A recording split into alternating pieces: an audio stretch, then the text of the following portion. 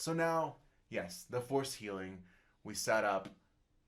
It happens. It happens. She leaves the lightsaber with him for some reason. I don't know Weird. why. Should have just taken it with her. Weird. And then we have, I don't know. We have this next scene where I guess it's like not. It's not Force Ghost Han Solo, They but say it's a memory, a memory of Han Solo. but it's a Force ghost. This is hilarious. I kind of want the fact that like maybe Harrison Ford didn't read the contract that he signed. Like in the fine print is like you will be returning again. Because that's a mystery, man. How did they get? I mean, they must have just paid him a gross amount of money. Because like He was actually trying too. I mean, yeah he didn't he didn't do bad. No, he didn't do bad. He didn't shave, but that's fine. That's fine. Didn't you tell me a story about how like the belt? Was that you that told me the No, I story don't about the think belt? so. Oh, I don't okay. think Well, there's a so. story about the belt where it's like, you know the scene in Force Awakens where he gets stabbed? Yes. There's a reason you don't get to see him from the belt under because he decided to just not wear the belt that day because he Oh. didn't want to, Oh. and so like they had to shoot around the fact that he didn't want to wear the belt. It's funny, but anyway, yeah. So then we have Yes, this conversation. weird memory conversation where it's like we're gonna try to redeem Kylo. Too late. That might just be the slogan of the movie. It's just too late. Too late. Too late. Because for any again, of this is the worst. this. Because it should have been Luke, for one. It should have been Force Ghost Luke, if anybody. Well, no, because they want the whole like. They want the bridge between Force Awakens and this movie, which, Yeah. again, in terms of saving and tying a trilogy, is really amazing. They works. tried. It works. It works. It works in that circumstance. It but got me a little bit. Yeah, it's like, oh, I like this like symmetry. I also feel like people wouldn't have been able to accept it unless Han Solo would have come on screen and said, "No, I forgive him, so you should too." Yeah. And it's a good tie into the first movie. It works for Kylo's character. It makes sense that it would be his dad. The one thing that, the one turning point, I guess, in his journey. Yeah. I like the echo of using the same similar dialogue. Very well executed, well done. Too bad it wasn't in a planned out trilogy. Yeah, like you had to have these kind of hints in the second movie of like redemption. Because the second movie ends with him just being miserable and hating And everybody. him actually specifically choosing not to be redeemed. Yeah. I feel like that's what Ryan Johnson was saying. This guy's staying bad. He's choosing the dark side. Yeah, so you can't. So like, yeah, again, like trying to make the best of a worse situation, trying to pretend that the trilogy, like the second movie, didn't happen in the trilogy, and that like pretend the second movie there was something that kind of made it look like he could be redeemed, but there isn't. There isn't. So yeah, he I decides. liked the dialogue between him and Ray there, where she says, "I did want to take your hand. I wanted to take Ben's hand." I was like, "Ooh, that's not earned even in Last Jedi," but that's a very good line of dialogue. Yeah, then he throws away the lightsaber, and then he disappears from the movie for the rest of it. Right. For Hey, a idiot! while. Why don't you keep your weapon until you can find another weapon? Because I'm sure you would have taken out those Knights of Renners pretty quickly if you hadn't been with nothing but a blaster. Okay, but here's the thing. This is what you do. Again, why am I doing? Why am I writing the movie? Okay, so maybe he shows up at the end again, and he has his lightsaber, but now it's blue. Maybe he bled out because that's a new thing now. Oh, did you bring in canon into this? Because Yeah. we're gonna talk about lightsabers for a second. Yes, it would have been a great opportunity to actually solidify that in a film. Yeah. Because it's a good concept. It's actually one of the retcons of the new canon that I appreciate more than how it was before. Really? Everything they've done with kyber crystals, I really like. Stemming specifically from Catalyst, actually, that's where they really go into the crystals. I don't know Right. if you read Catalyst before Rogue One. I read a bit of I read like maybe 75% of it before I was like, I'm done with Okay, this. fair enough. But you do know, like, that's what it's about, right? The kyber crystals. Yeah. And they're kind of alive, and there's way more to them. Yeah. I thought it was a pretty good retcon, but it would have been a good chance. They don't do that. He just throws away his lightsaber, and he's an idiot.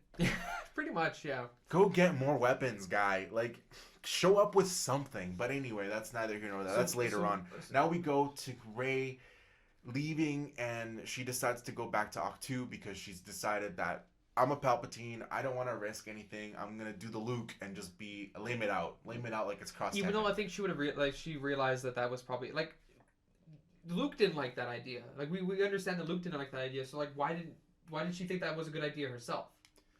I don't know. Forced character conflict. Because we need to have so she burns the ship with the thing on it. With the So she screws over all her friends pretty much at that point. Why wouldn't you take it out? Yeah, why? What if someone else wanted to go?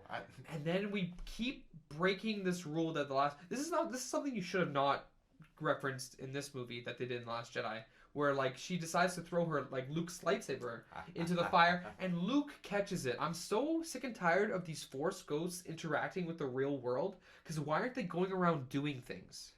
Yeah, it creates a plot hole for the entire Star Wars saga. But to be fair, Obi-Wan did sit on that log back in the day, so Okay, but that one was a one-off. It wasn't like the guy wanted to sit down. Yeah, Sorry, he didn't want to be there. Everyone knew that he didn't want to be there. But again, the problem here's the issues now is that like okay, maybe catching the lightsaber might have been okay, but he lifted up the X-wing. Yoda influenced lightning to hit the tree. Yes. Like these are very like powerful, very practical things that can be done. Yeah, sitting on a log is not the biggest issue. Right. Okay. Yes. So, this is a great time and a great transition to talk about a huge problem with all of Disney Star Wars is that not only did it not add to the lore, yeah, but it actually undercut the lore and took away from the lore in a lot of spots. Yeah. This Force Ghost thing definitely being one of them, because Obi-Wan makes the point in the original trilogy to say, if you go up against Vader, I can't help you. Yeah. Meaning that these Force Ghosts at the time could only show up to talk to and guide other Jedi. They couldn't necessarily affect the physical plane. Yeah. Otherwise, all of the Force Ghosts would help against Vader and Palpatine. We all know this. Which would be pretty silly. Kind of like in the Return of the King when all the ghosts come and just wipe out the enemy entirely. That's what would happen. So again, and I'm sure it'll be explained in a book or a novel or whatever. It'll be explained. But it hurts the brand. It hurts the franchise because you're right. Why wouldn't they? And why wouldn't Luke show up and help them during the last battle? Yeah. I mean, he lifted the X-Wing. Now again, this scene is both the best and the worst because I'm glad it was a big middle finger to that moment in Last Jedi, because that moment in Last Jedi was ridiculous. People tried to defend it. People tried to say that is how Luke would react. People have said that it isn't. I don't think it is. I think he had a lot of respect and reverence for that lightsaber. Yeah. I think he's always had it. Yes. It was his father's lightsaber. He hadn't seen it in however many years, 20, 30 years.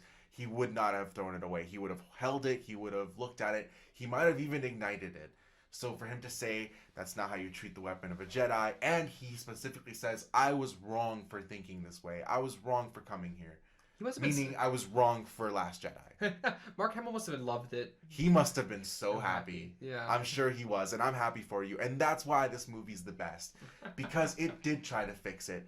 And I appreciate the effort. As a lifelong fan, I appreciate someone saying, no, that was the wrong direction to go. Because it was.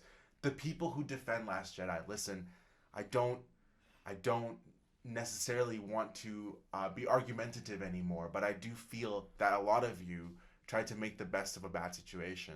I think a lot of you did feel what we felt, the people who didn't like it, but decided that you were going to force yourself and try to be a bigger person and look at whatever positives and look at things from a certain point of view to make them positive. Oh. And you can come at me if you feel I'm wrong, but I do feel that, and I think that is a truth.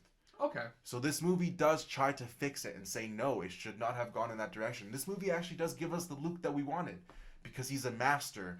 He helps the character. He guides. He teaches. Yeah. And, again, it was cool that he lifted the X-Wing out, because that was set up in Episode 8.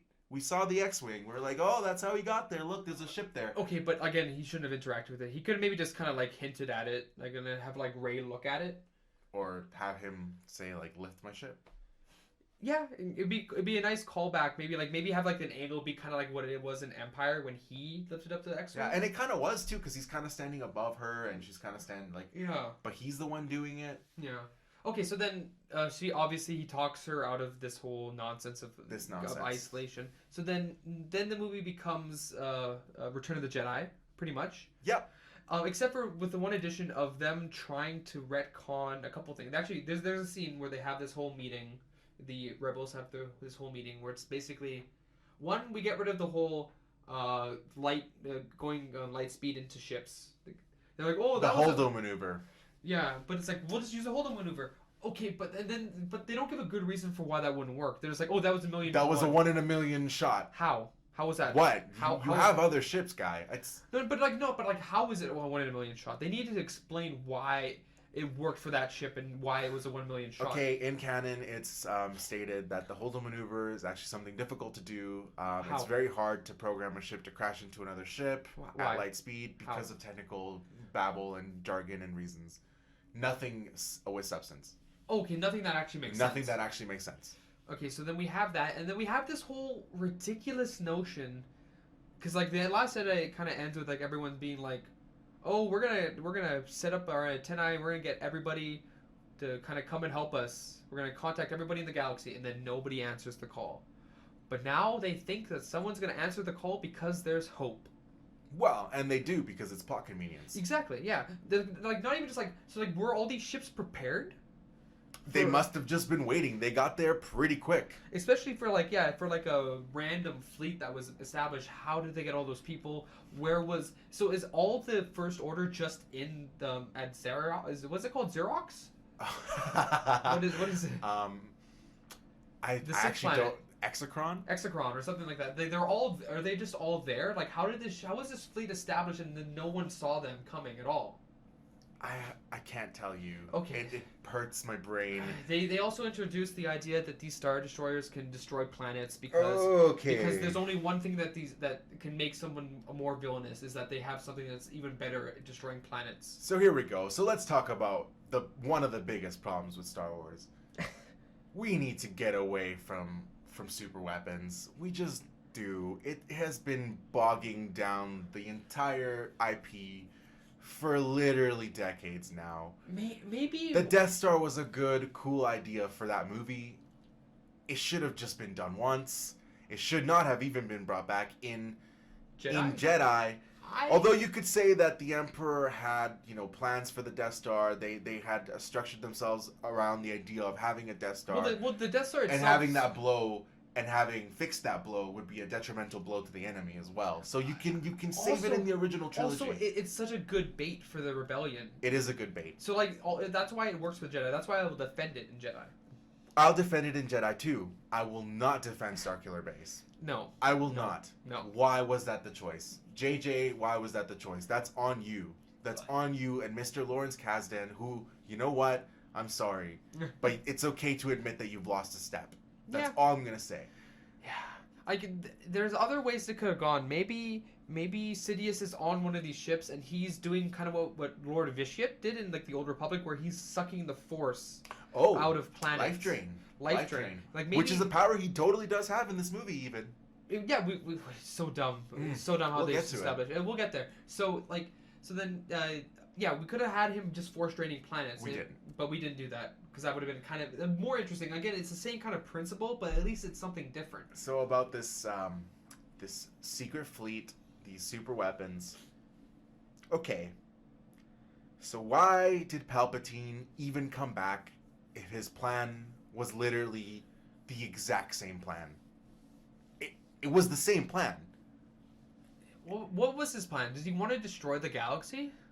I guess he still wanted to take it over, but through military might, which did that already fail for you, guy? But didn't they already have military might? Again, like the Empire's not like the New First Order's not at a disadvantage at this stage. It's not. It's supposed to be very big and very numerous and very well funded. It's almost like they're putting all their eggs in one basket for no reason. I think they even say it in that First Order meeting. Like, why do we need them? We already have a lot of stuff. Well, I'm paraphrasing, but yeah, I think so because we need the Emperor to be involved again. This is another place where we go completely against canon, because the canon has been setting up that after the fall, Sidious thought that if the Emperor dies, the Empire should die with him.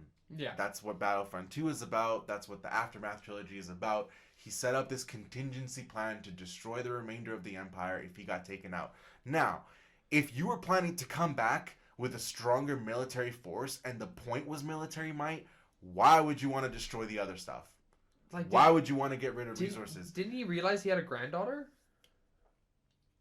Again, why was this the way we went with Palpatine? We could have gotten into some really cool dark side stuff, man. We could have gotten into some Sith sorcery stuff. Oh, that would have been interesting. We could have made him very powerful and different and new, and actually made it worth him coming back, because I love Ian McDiarmid. I think his execution is as good as it's ever been. Okay. I love the scenes with the Emperor, the voice, the subtle, again, the design, the subtleties in the design, but it's not earned and it goes nowhere. It goes nowhere. This homage to Return of the Jedi does not work very well at all. I don't like it. I don't like the interaction. I do like how Sidious is kind of weakened state. I like how he's like connected to some kind of GLaDOS looking thing. Yes, it is. I do have a question though. Maybe you can tell me this. Who are the people in the crowd supposed to be like the Sith of the past? Or is that supposed to be like because we do see people there in the beginning, if I remember correctly, right? Doesn't Kylo walk? Are those people? Maybe they're like Sith acolytes, like maybe they're because the canon set up the acolytes of the Beyond, for example, that people thought were going to be the Knights of Ren. They weren't. No, of course not. But basically, it's just a dark side cult. That's what it is. They're cultists for the sake of the movie and whatever they're supposed to be. They're just people in robes that chant. Okay. Because, like, if it was, like... Because, like, the whole idea is, like, Rey's supposed to be all the Jedi are in her, and he's supposed to be all the Sith are in him. That was such a weird retcon. It's a weird idea, yeah. It is a very weird idea. That's not how Star Wars has ever worked. It's like they turned Star Wars into the Avatar. Yeah, pretty much. That's kind of how the Avatar works. Yes. So. Yeah, and she is trying to communicate with them, too, right? Yeah. All the Jedi live in you. Why? Why? Aren't there other Force-sensitive people in the universe? That's how this... There are Broom Kids in the universe. There are, Broom Kids. Broom Kids got a little Force, too. Yeah, so why aren't they also in him? No, they're not in him. No, they're just in Rey.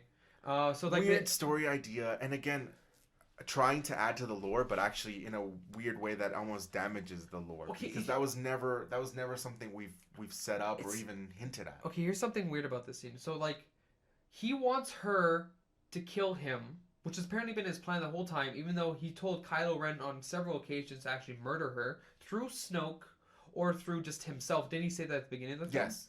So confusing on confusing. Like he has to have I guess like they're being faithful in the prequels where like his plans make no sense, but they somehow work. Perfect. So again, this is an instance also of setting up and throwing away a really cool concept that was in old canon of essence transfer. It's not explained. He just says that if you kill me, my essence. If you kill me with hate, my essence will go into you, and you can rule. I did like when he said Empress Palpatine. That was very cool. Yeah, sure. Why not earned, but cool. Yeah, well, because it's such a weird thing. So like, didn't look like she was killing out of hate, because he does the whole thing he does in Jedi where he's like, hey, look outside the screen and look at all your friends dying. But this time it's like in HD, like 4K. yeah, so like... It's not like Luke. Luke had a little like old tube television that he kind of saw a little window with some lights blinking in the background. But would she be killing in hate in that circumstance, or would she be killing in like fear, or in like, I need to save my friends, and then like... I think we're meant to think she would be killing in hate, but it's not set up well and it's not earned. Yeah, okay, so then while this is happening, Kylo Ren shows up, and then he brings a blaster, I guess, because that's all he brought. I guess there was a time constraint, but you're still technically the leader of the First Order. Go and get some weapons, guy. Go and get something. I'm sure he could have utilized something. Go and get one of those cool weapons that the Praetorians had. That weird Ivy staff thing. We could even add like a scene of him going back to the First Order and like the general kind of like asking him questions like what are we going to do, and then like him just kind of walking past him and getting out of there. Getting stuff. Yeah, exactly. So we could have had that scene, but we don't. So he shows up with nothing, with a blaster, and then like the Knights of Ren are there to beat him up and fight him. It's like, weird. They like surround him, but they don't all go at him at once, and they have weapons, but he doesn't. No one says anything, and it's like okay. This is their master, so why are they against him now? Why aren't they fighting? Why isn't there that scene where you betrayed the ideals of the First Order, or you betrayed the Emperor, or we thought that you were with us? Are they just mute? Something. Yeah, something. I was surprised because at this point in the movie, I'm like, oh, so they just wanted to tease the Knights of Ren, and then no, we actually get a fight scene. They just really suck. What they wanted to do is they wanted to sell action figures. Yeah. Why do they have like melee weapons when they? Because your action figure comes with your little axe, your little sword that you don't use, little Sith axe. It's cute. What's the point of It's a cute design. Sith troopers? That was a weird thing, wasn't it? Wow. That came out of nowhere. They're just red. So apparently, any kind of red guard is just gonna be cool but wasted. Cool design but wasted. They don't even get any cool shots off of. They just get taken down so easily. Yeah. Like they're nothing. Yeah. Even though they were supposed to be this elite troop. Yeah, there wasn't. They didn't do anything really. So, I'm gonna against my best judgment, I'm gonna admit that I kind of like this next reveal kind of thing. So like he's getting his ass kicked by the Knights of Ren. Rey senses him there, and so like she does this kind of like magic trick kind of thing where like she kind of puts the lightsaber behind herself, and then when she brings her hand back, her hand is empty because she had just given the lightsaber to Kylo Ren. Now I like how that's shot. That looks nice. But again, it's not. He should have had his own lightsaber. Again, why it's the best and the worst. That's a very cool scene. Yes. In terms of visual language, in terms of a movie, that's beautiful. Yeah. And also, because of Force Skype, it's actually kind of a natural extension of that. Well, yeah. You could almost see if they got powerful enough, because they've been able to take objects back and forth now. Yeah. So now that kind of makes sense. And also, Kylo Ren says it. The Emperor doesn't actually know that we have this connection, even though he made it through Snoke. Yeah. Even though he. Oh wait. Oh no. So then he easily with the lightsaber defeats them. So like the Knights of Ren were never anything interesting. So no, and then we get what we've been building up to, where our two protagonists come and they're gonna finally fight the Emperor. Oh, we forgot to mention something at this point. It's revealed earlier that Luke, after Leia's training, Leia got her own lightsaber. So now she has that lightsaber as well. Okay, yeah, so I hate that retcon. Well, yeah, because it's something that they established in new canon that they're now ignoring. Flat out contradicting even. Yeah. Right. So it was a cool kind of scene. I felt also it was kind of like trying to save the whole, we didn't get to see Luke be a teacher, we didn't get to see new Jedi students. And also, this is another point going back to the point I made at the beginning of the podcast. Yeah. You can only tell one story one time the first time. Yeah. It makes sense that Leia would train as a Jedi. I am sorry. Yeah. Even if she was still doing all the political stuff, which in EU she did. She did all the political stuff and trained as a Jedi. Yeah. That would make sense. You are of the most powerful Force lineage ever. Mm-hmm. You are one of only 2 people right now that can do this at a certain point.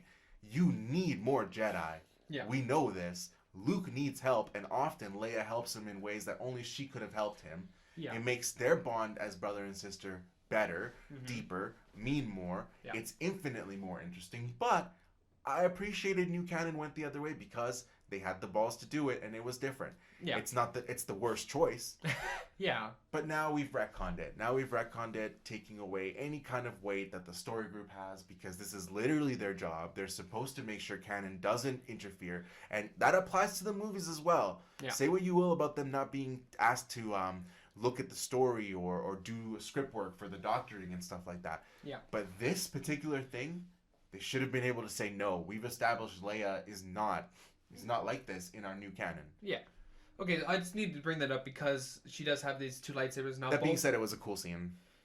Yeah, it's cool. It was quick, but cool. And then we have this weird scene that comes afterwards. So, like, I like the idea of, like, maybe, like, both Rey and Kylo, like, both killing him at the same time, maybe. Like, maybe or together. Together, they kill him. That would have been better. But no, we get this weird scene where, like, the Emperor is like, oh, you guys are going to join together. He's like, and he, like, knocks away their lightsabers somehow. I can't remember how.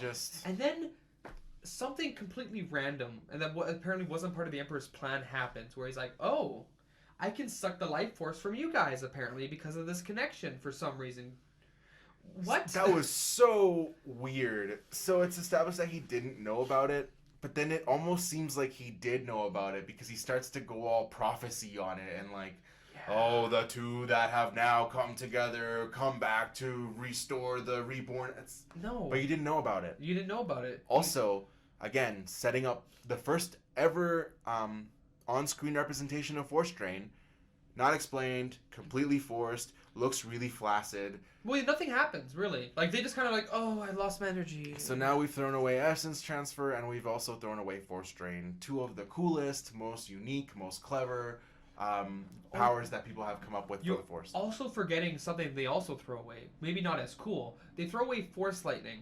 Like, okay, basically, this is what happens. Yes. So, he realizes that the ships are gonna do something. They're gonna destroy the antenna or whatever and disable the entire ship. Because that's always how these movies. You have to go to one point, destroy it, destroy the thing, and everything else falls down. So he does this. He force lightnings in the sky and takes out all the Republic ships, or sorry, the not Republic, the Rebellion ships. Now. The Resistance ships. No, they start calling themselves the Rebellion at some point. They're the Rebellion. So, what bothers me about the scene is that like after he stops doing it, the ships go back online. How? So weird, right? Yeah. Why weren't they destroyed? They should have just been disabled and fell to the sky, or fell from the sky. Why was it like, oh, it's disrupting them as long as I hold up this force lightning? Again, completely contradicting new canon. In Lords of the Sith, they do the exact same thing. Palpatine takes down a bunch of ships through the force lightning, and it's the coolest thing ever. Yeah. Literally, he lights them on fire with the lightning. Yeah. And everyone is suffering inside. Everyone is shocked. All the systems immediately blow up. And then he stops, and they're literally husks of nothing that just fall. Yeah. Which is what should have happened. Especially because that is such a cool scene. It is such a beautiful, visually stunning shot that makes the Emperor look so powerful and almost makes it like, yes, I'm glad he came back so we could have this. And then he stops and immediately there's no consequences. Nothing. So 5 minutes, I think you said? He bugs them for 5 minutes? He's an inconvenience? Yep, that's the Emperor, ladies and gentlemen. Actually, this is a fully restored Emperor at this point, I think. And then, okay, so then... Very cool scene, by the way, where he's getting restored and he gets the Sith eyes and he gets, and there's like a little red in his robe and he's got like Vader's belt. Did you notice that he has? I did notice that. It's a very cool design what they actually chose to do with him. I actually appreciate that from just a cosmetic standpoint. Okay, yeah. So then now we get the kind of clip show thing that we've been kind of building through this through this movie, where it's like she's trying to contact the Jedi, be with me. Be with me. So then eventually now, because it needs to happen now, they all be with her. So not even all. We get like it was weird that they're all just like Jedi, like the Jedi Council era. I guess there was no Jedi past that in the like the Old Republic. I guess we wouldn't have been able to recognize any of those voices, but they could have had different voices. They could have had different voices, but no, we had to have all the ones that we noticed. So we had Mace, we had Yoda, Obi, we had Yoda, we had Qui-Gon, we had Kanan, and we had Ahsoka. Really? Yes, we did. Oh, that's okay. Cool. Kind of cool. Anakin barely. Nice. Yeah, they barely got so him. little, way too little with him. Yeah. So then, we had all that, and then so like they give her the strength to stand up and use both lightsabers, because it was weird that Obi-Wan said that in the first place. Like, you got to bring both lightsabers. It's like, but why? Why? I'm not a double force. I'm not trained in dual lightsaber combat. Jarkai. Yes, Jarkai. Which Which is a kind of a knockoff of that goes well with Ataru. Yes. Anyway, sorry. So then she stands up, and then does the Emperor forget what happened in Episode 3? Yes. Thank you, because this is where my brain broke. Because basically what happens. So he's gonna be taken out the exact same way that Mace took him. But again, it's even worse now, because he's saying all the Sith are in me and all the Jedi are in you. You're telling me the other Sith aren't telling you, hey, maybe try a different move. Hey, if you just stop that and just force push her or something. She can't do that to you. Yeah, then she doesn't have lightning. So yeah, she's blocking his force lightning. He just keeps going at it, and it burns off his skin. Again. Well, I mean, like, again, we don't know how Revenge of the Sith, if that was planned, or like.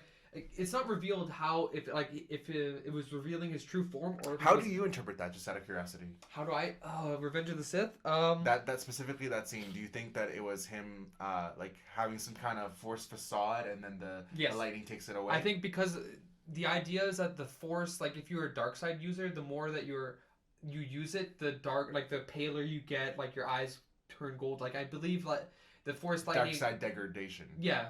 I believe that the lightning just kind of revealed that and didn't actually damage him. I also interpret that scene the same way. Okay. Yeah. I know there's people that don't, though. I mean, like, well, again, it's not obvious. They don't say. They don't say it. They don't tell us, which is would have been cool. So, like, he actually gets killed this time by his own lightning. So lame. Yeah. Why did he even come back? He literally had the same plan. He had no new tricks. There wasn't even like a lightsaber battle. You think there would have been? So, going back to the point you made before we got onto that little tangent, Yeah. we set up that they're both now coming with their blue lightsabers. What a cool shot. They're Yeah. together, you know, it's building up to this. The Emperor is an expert in dual fencing, actually. Yeah, not like Vitiate, because Vitiate, the Emperor Vitiate, he was just a Force user. But yeah, the Emperor we've already seen In Clone Wars, in Revenge of the Sith. in Revenge of the Sith, even, as well. That he's proficient, if not one of the best lightsaber users ever. Why didn't we have a lightsaber fight? Why didn't he have a lightsaber? It would have been so cool if he would have taken out both blades, just like Clone Wars, and just gone the same way that it was between Savage Opress, Maul, and Insidious in that fight. But now with Rey and Kylo. And that would have been cool. Very satisfying. It And it would have been different than the lightning. It would have been he's doing something. He's trying all his tricks, not just the one. Maybe then we can have Kylo sacrifice himself to save Rey from getting in a killed. much better executed way. Yeah, and then instead of him being like, I guess if you observe somebody use Force heal, you just know it. You just know it?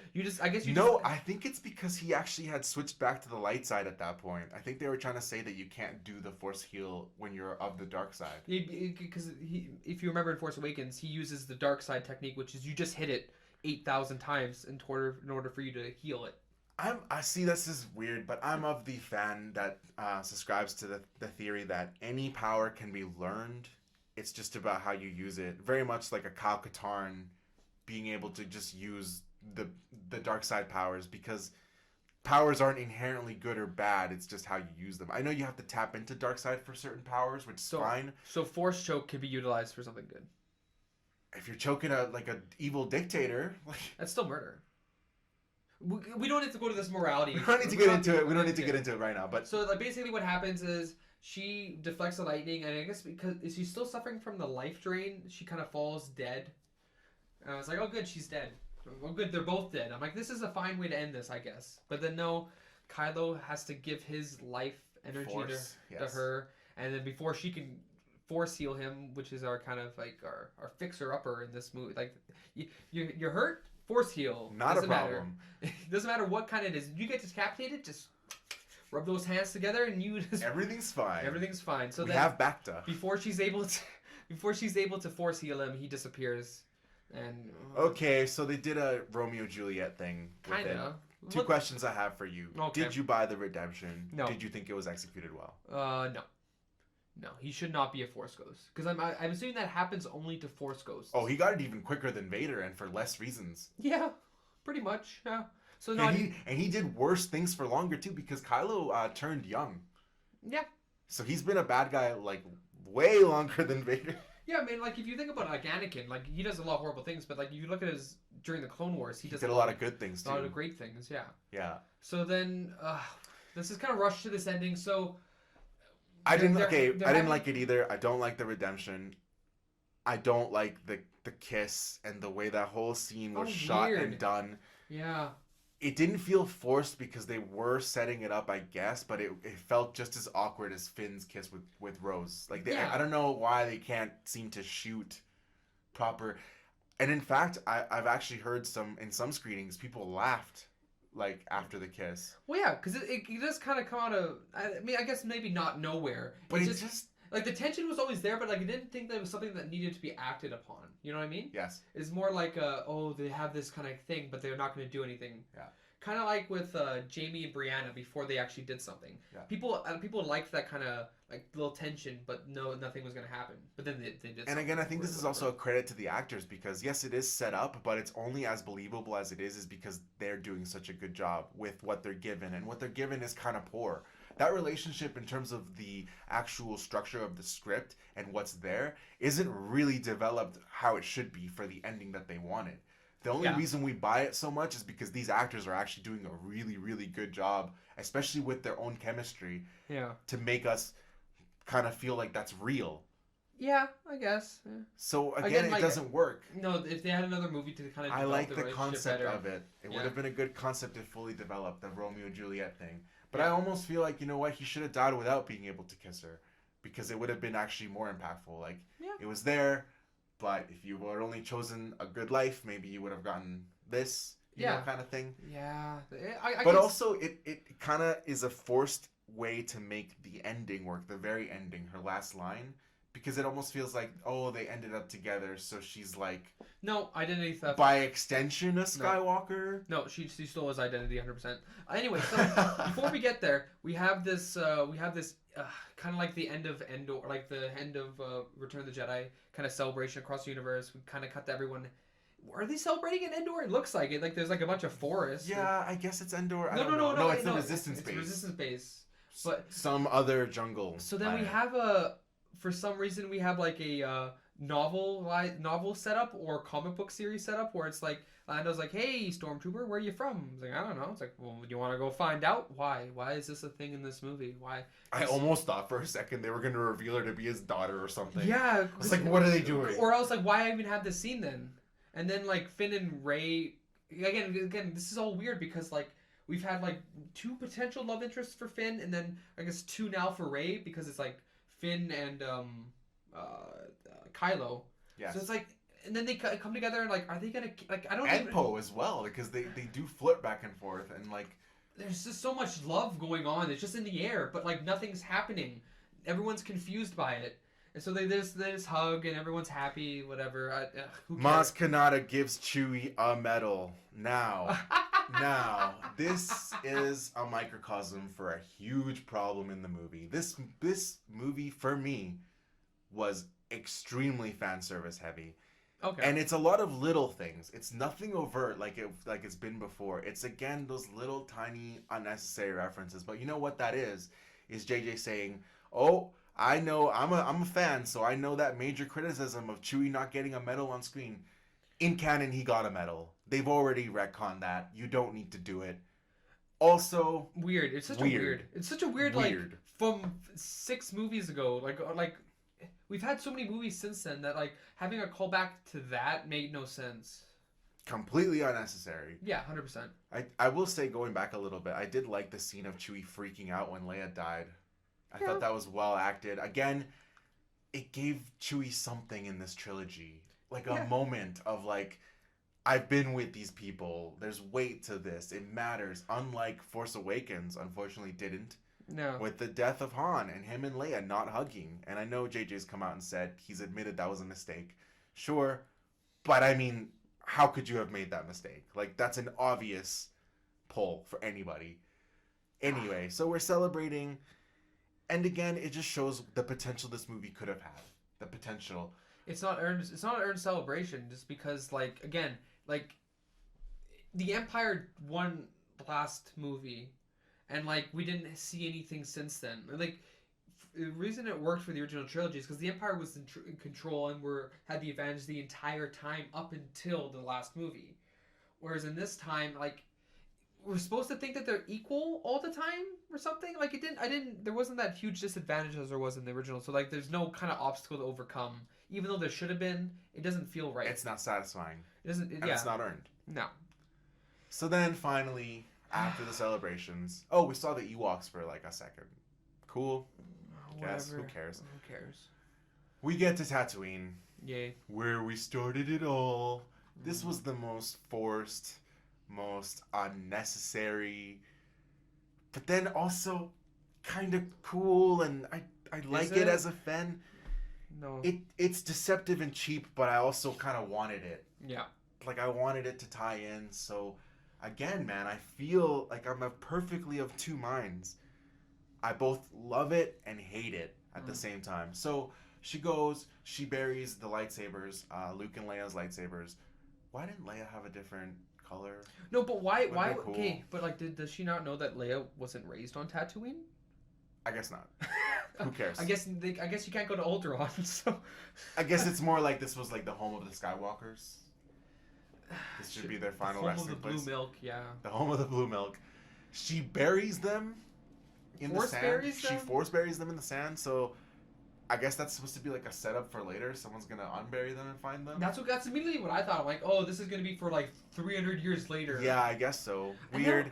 And then she just pulls a new lightsaber out of her ass. I thought that was Leia's. I was so confused. I'm like, didn't she just bury that? No, you know what it was? It was the top of her staff. Remember when Oh, people used to think back in that Force she was just Awakens gonna add it days to the. that she was just gonna add it to the, that's what it was, and it was the first on-screen appearance of a Gold. gold or yellow lightsaber. Which is why I thought it was Leia's, because like Leia's in the original canon was gold, if I remember correctly. So let's talk about lightsabers for a second. Let's talk about lightsaber colors and what they mean. Okay. Now, in old canon, they have meanings. In new canon, they also have meanings. Yeah.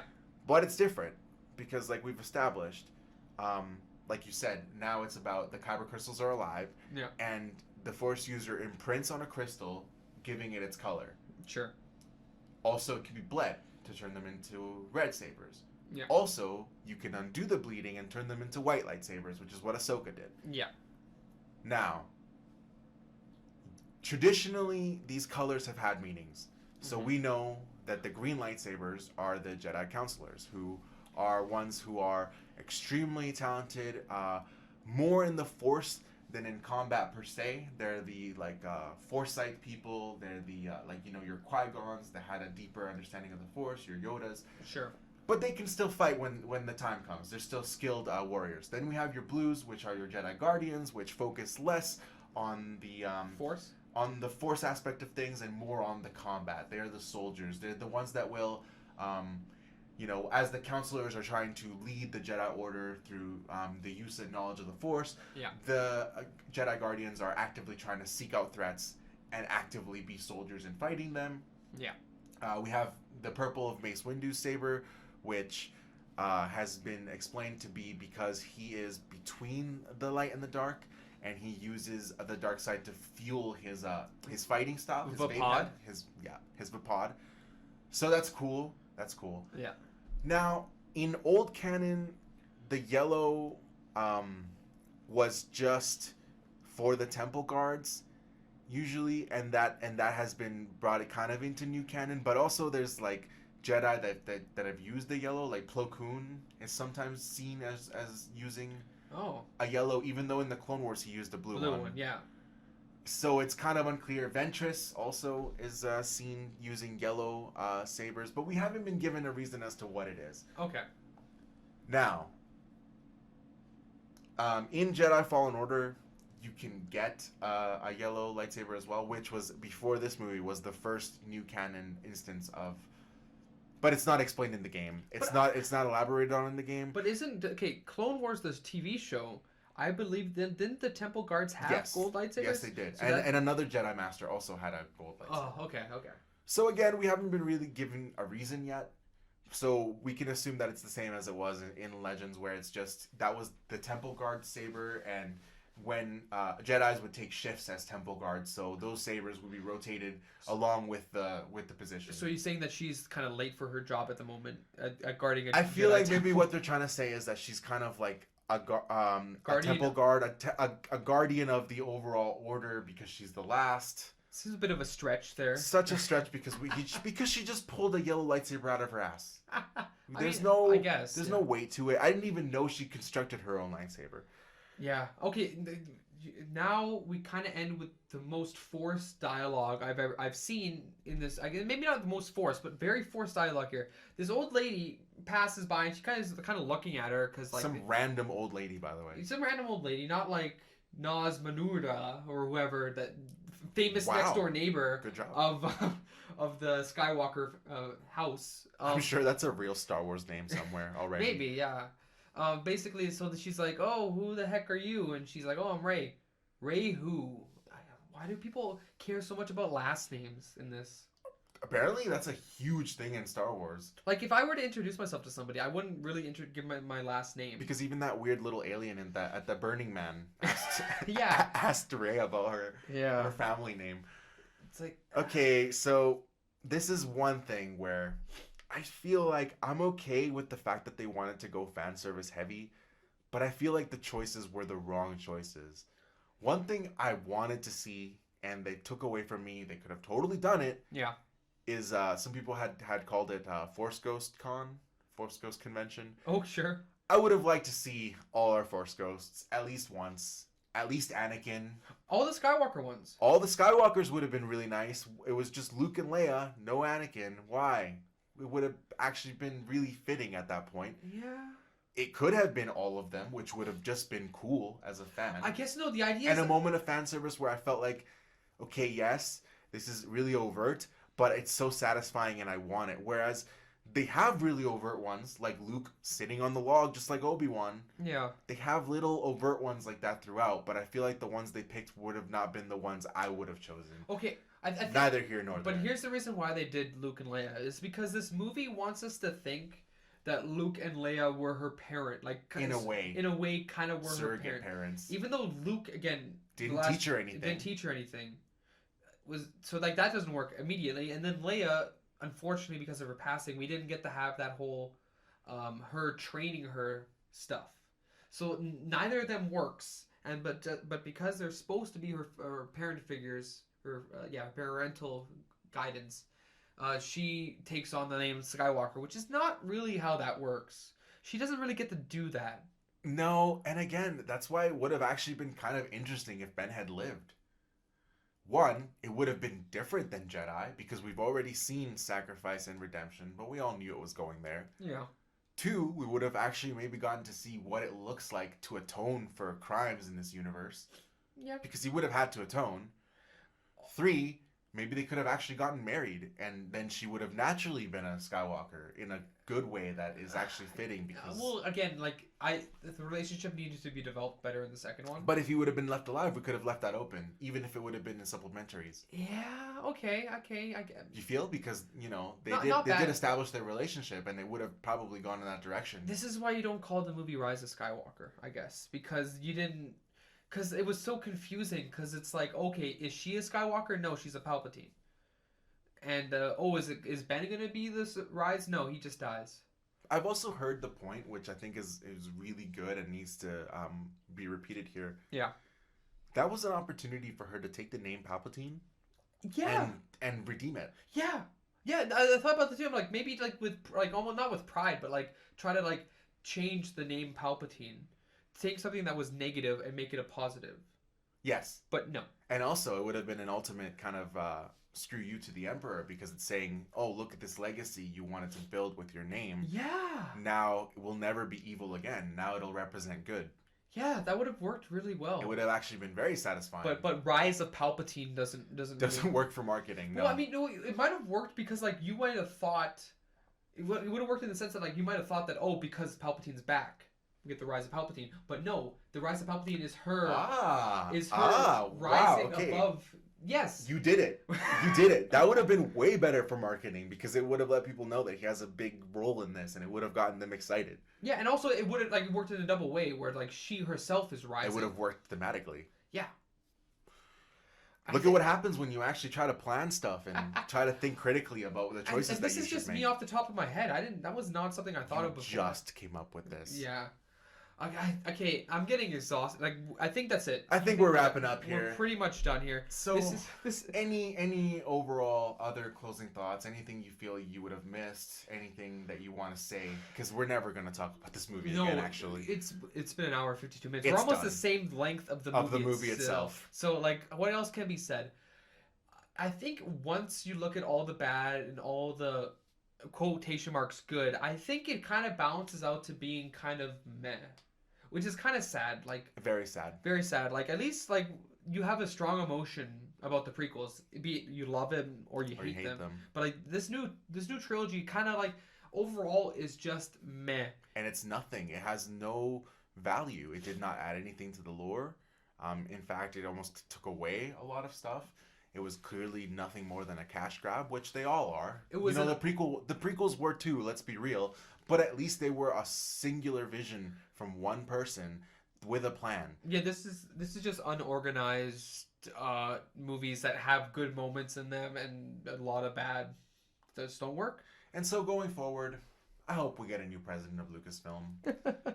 I don't want trilogies anymore. I think if they do continue to make movies, I think they should go back to trying to make standalone movies work. Or if we do a trilogy, please give me Old Republic, and please Give me something that's planned. Give me something that has a beginning, a middle, and an end. I don't care if you switch directors. Give me something that's so far away from Skywalker's that I don't even need to ever think about it again. The problem with this movie, another big problem with this, which is outside the movie, is that it kind of had the audacity to try to conclude and connect all the other previously, like, 6 movies that weren't really as connected. Like, it had the balls to, instead of concluding its own trilogy, conclude the Skywalker anthology, saga, which it shouldn't have tried to do.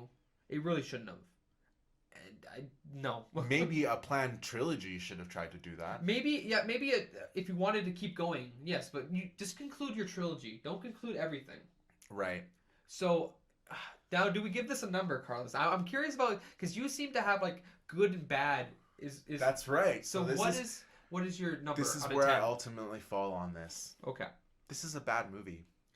It's a bad movie. It's badly executed, but because of the circumstances. So as a critic, I have to give this a low score because it's not even just bad in the traditional senses. Like I said, I've never experimented with and experienced a movie actually making me feel physically sick because of how fast it moved and how much information it threw at me. Yeah. I was physically sick. So, that being said, as a film, I'm going to give this, I'm going to go 5 out of 10. 5 out of 10. Okay. You know what? No. Sorry, 4.5. Wow, that's really low. I'm going to bring it down a significant amount. As a Star Wars fan, however, I mean, I have to give it a 9 out of 10. It's not perfect still. So, like, but I will say that it does salvage this trilogy in the best way that you could. I appreciate J.J. Abrams for trying his best to do the best that you can do. I appreciate that even though he must have known that it would have thrown pacing out the window, he tried to do 2 movies in one, maybe even 3 movies in one. Yeah. He tried to give us a trilogy that we didn't get. And for the moments where you're in the ride, it's so fun. And it invokes the classic feeling. And it invokes the magic, even just for seconds at a time. And if it does that, I have to give it praise. I have to say thank you. Because they did do a movie for the fan like me who knew that this wasn't the direction this should have gone. This should have had so much more weight. This could have been a new version of a hero's journey. Or it could have told a new message with a new theory behind it entirely. But if it had been planned, it could have still had the weight that Star Wars deserves. It could have still had the impact for the new generation. Because sure, the new generation growing up with these movies, maybe they'll like them as kids. Maybe they'll have fun experiences in the theater like we had. But they won't have the weight behind it that we had. They won't have the lessons. They won't have the cultural significance that Star Wars is supposed to have. I don't think we can ever have that again, unfortunately. Wow. But I will say that this is very much like when sports fans stay with their teams even when they have bad years, even when they don't win championships for years and years in a row. I will always be a Star Wars fan. And even if my team is losing and has had bad games and hasn't been to a championship in some time, I'm not going to give up on them. I'm not going to get rid of my merch. I'm still going to go to every game. Does that make sense? Yeah. I get it. So in closing, Ryan, what would you give it if you had to give it a number? This is very interesting because I don't seem to have felt the duality as much as you did. Did I do a good job of explaining why I feel that, though? Yeah. You have 2 widely different scores going on here that balance out to maybe about a 6, 7, maybe? If actually, I didn't think of balancing them out, but yeah, I guess they would balance out to around a 6. 6.5. Because that's kind of... I was sitting at a 6. See, because you went very low with 4.5, but that's kind of what I gave The Last Jedi. I gave The Last Jedi 4 out of... And I think that this is... Even though it is more disorganized, I think it is much better than that movie is. It's certainly a more entertaining experience. It's probably not as good as The Force Awakens, but that's just because The Force Awakens just copied A New Hope. And so, I think I'd have to give it a 6. I think that, the stuff that I liked about it, there's a lot more of it in this one than there has been in... I think the second one, maybe the first one, depends. So I think I just gotta give it a 6. I'm not as big of a Star Wars fan as you. I don't have that undying love. I have undying love for the old canon stuff. Right. I find myself keep wanting to go back to the Old Republic because I want re-experience that, because the Old Republic is my favorite Star Wars era. They have such a chance with that. That is such a like gold nugget. That could be just a revolution. Could you imagine if we get an actual, properly executed, solid Old Republic trilogy that executes on a level that we haven't seen? That would be pretty interesting. That would be amazing. But I'll believe it when I see it, because that was like the Star Wars' hope was a Mandalorian. No. All right, so that's gonna be it for us, guys. That's gonna be it for us. Just shy of 2 hours. Oh my. Oh my. So you can follow me on Twitter at The Brown Nerd, on Instagram at Notorious2099. You can follow Ryan on his YouTube channel Glass Half Empty. And yeah, guys, please let us know, what did you think of this movie? What were some of the things that stood out for you? What were some of the things you hated? What did you love? What do you think about the sequel trilogy as a whole? What do you think of Disney, what they've done with the Star Wars license? Wow, it's a lot of things you want these people to think please of. Engage. This is actually a pretty big cultural event. It is supposed to be wrapping up these movies, and supposedly we're not going to get any more, although that's a lie. That's a lie. Yeah, there's going to be 10, 11, 12. I don't even give it that long. I don't think it's going to be another 30 years either. I think at most it'll be like 5-6 years. Well, yeah, no, we have a very short time span. Sequels used to take about 5 to 6 years. Now they take about maybe a year and a half, 2. Sequels are already planned before the first movie comes out. So, but thank you so much for listening. Yeah, see you guys around. Take care.